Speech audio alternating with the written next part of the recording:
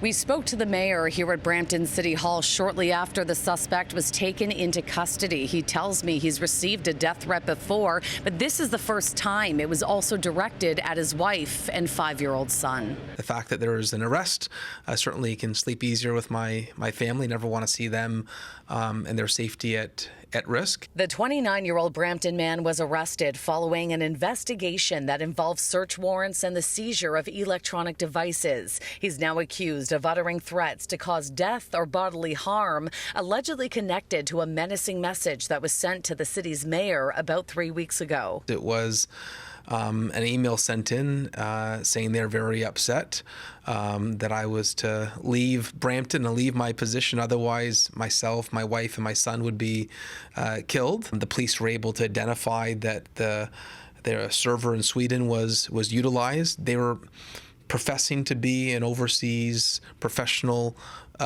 criminal. Is this the first time a death threat has been directed toward your family? Yeah, the last time we had this, it was directed just at myself.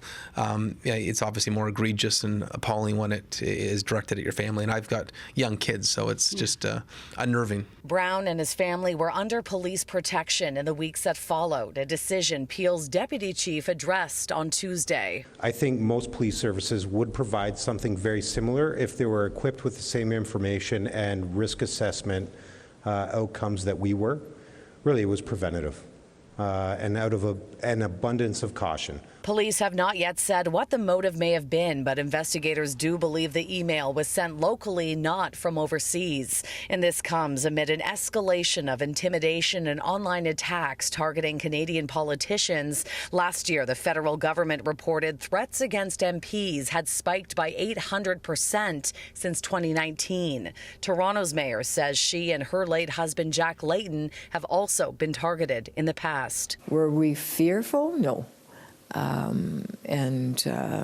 One cannot live with fear. Police have told me that I could be more of a target just because I'm outspoken on a number of these public safety issues. And so, unfortunately, it's part of the job, an unfortunate part of the job of being in public life. Now, a forensic investigation is still being conducted on those devices that were seized, but at this point, Peel Police do not believe others were involved.